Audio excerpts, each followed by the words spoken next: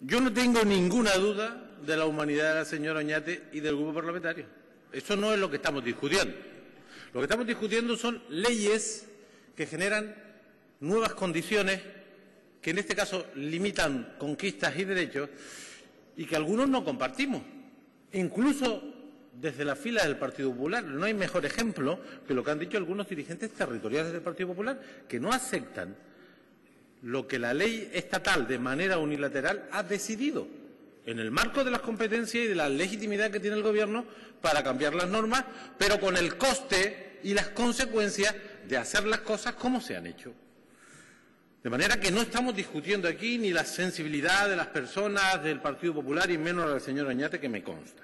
Yo lo que estoy diciendo es que hay una ley estatal que ha respondido exclusivamente al control del gasto público, a los recortes, que tiene un nivel de improvisación extraordinario, reconocido por todos, fue corregido sustancialmente unas semanas después, sobre un tema muy sensible.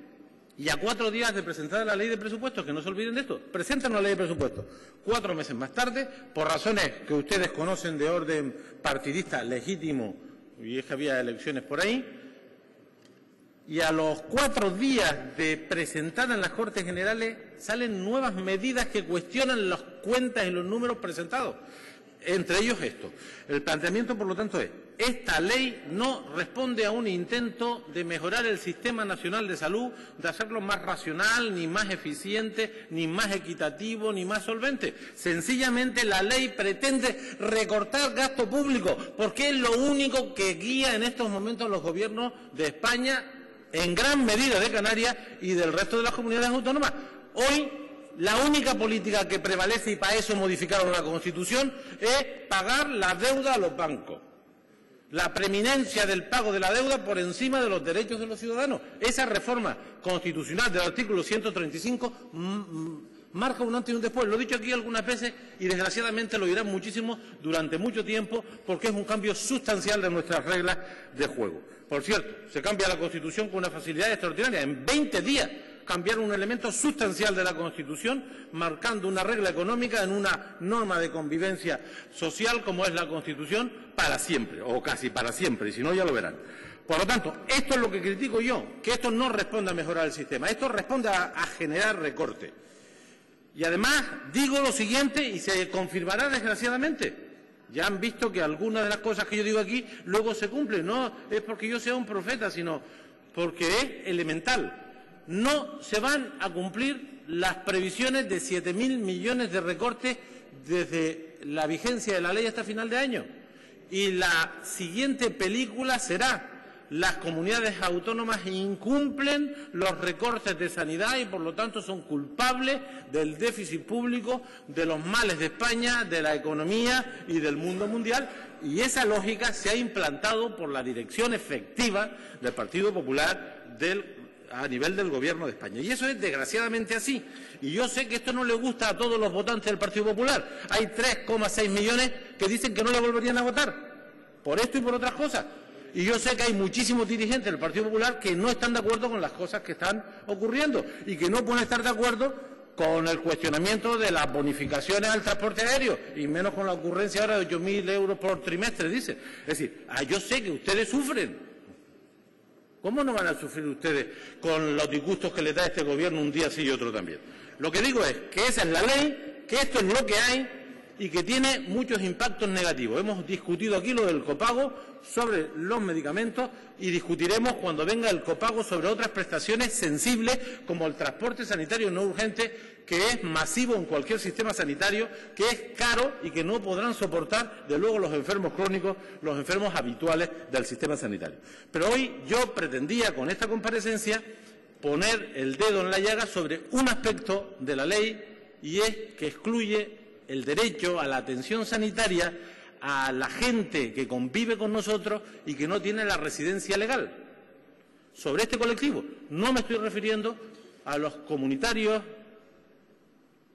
europeos, por lo tanto, que viven en España y sus convenios. No me estoy refiriendo ni siquiera a los españoles que ganan más de 100.000 euros. Me estoy refiriendo a eso que usted describía bien, a los que van por la calle temerosos que les detengan y les expulsen, a esos, iba a utilizar un calificativo que se podía interpretar mal, a esa gente que desgraciadamente no tiene nada y que ahora con la crisis tienen menos, a ese colectivo que dicen yo leo en los periódicos porque no hay un registro centralizado en la materia, y estamos hablando de 350.000 personas, 400.000 personas en España. Se supone que sumando los empadronamientos y las tarjetas de los servicios de salud se podía calcular aproximadamente. Estamos hablando de eso, de la gente que vino de Venezuela y tiene un hijo que no ha logrado la residencia, de la gente que vino del continente africano o de la gente que vino de países no comunitarios y que está aquí sobreviviendo y que no ha conseguido regularizar sus papeles, en algunos casos trabajando en la economía sumergida. Estamos hablando de ese colectivo, de los más débiles, de los excluidos. A ese colectivo desaparecerá su derecho, su tarjeta, desaparecerá, porque lo dice una ley española que es de obligado cumplimiento. ¿Qué han hecho algunas comunidades? Decirle, muy bien, usted dice eso, no me lo consultó, no estoy de acuerdo, y en mi tierra, porque tengo ámbito competencial, no lo vamos a aplicar y vamos a buscar una alternativa. Una alternativa que tendrá que hacerse con normativa propia y con recursos propios. Pero flaco favor está haciendo al sistema sanitario y a las arcas públicas quien legisla de esta manera. Y yo lo que le pregunto a la consejera es, como sé que cuando lleguen los nuevos registros o los ficheros desaparecerán 15, 20, 25.000 personas del derecho a la atención sanitaria y no podrán ir a las 10 de la mañana una persona de 26 años para que le vea el médico de atención primaria y le mande sus medicamentos, no podrá hacerlo porque su derecho ha desaparecido, que en Canarias articulemos una propuesta, reglemos un programa, garanticemos unos soportes administrativos para que esas personas puedan tener este derecho y no se tengan que esconder. No se tengan que esconder, o no forcemos a los buenos profesionales que han dicho, de manera significativa, y hay que agradecérselo, que no van a cumplir la norma. Hay miles de médicos de familia que han salido públicamente diciendo, no vamos a cumplir este tema, porque no estamos aquí para discriminar a los ciudadanos en función de sus papeles, sino en función de sus problemas de salud.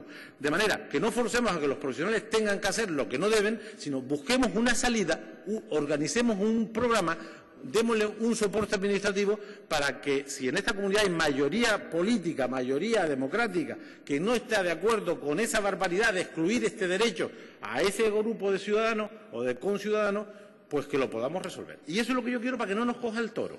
Porque lo que no me gustaría, y yo creo que a nadie, que dentro de 2 meses nos veamos con un problema, y es que tengamos a la gente sin el derecho, con las expectativas y sin el soporte para hacer lo posible, y eso es lo que yo reclamo. Sé que en el País Vasco, que en Cataluña, en Andalucía, en Galicia, los servicios de salud están buscando fórmulas. Lo que digo es que seamos diligentes para garantizarlo. Y acabo diciendo, esta es una medida que, de no concretarse, es una barbaridad desde el punto de vista humanitario de la solidaridad, y menos un pueblo que ha emigrado a lo largo de su historia y que está volviendo a emigrar, de forma significativa. Y hoy la comunicación es global. Yo he escuchado a importantes dirigentes de importantes países decir, están bonitos los españoles negándole atención sanitaria a los irregulares y luego tenemos a los suyos aquí. Eso, que parecía historia pasada, está volviendo a ocurrir. Es un problema humanitario, es un problema de prestigio. El impacto económico es pequeño. No entiendo por qué hicieron esto, para ganarse un cierto público debe ser. Los problemas de salud pública que se pueden generar excluyendo a sectores excluidos del sistema sanitario son graves. Y, por lo tanto, yo lo que pido es que, al margen de que generemos y acumulemos fuerza para cambiar algunas de las cosas que se están promoviendo en el contexto español y que yo creo que están condenadas al fracaso absoluto en este y en otros ámbitos, mientras tanto, en esta comunidad, y afortunadamente hay una mayoría que piensa distinto, que cree que no se debe excluir a esa gente. Y lo que le digo a esa mayoría, y cuentan con nuestra colaboración evidentemente, que articule los mecanismos administrativos, los soportes y los créditos para garantizar que esa gente, cuando pierda el derecho, tenga una alternativa legal, digna, Eso es lo que estoy planteando hoy en esta comparecencia, que articulen los mecanismos antes de que tengamos el problema, porque la parte de conciencia y de coincidencia parece ser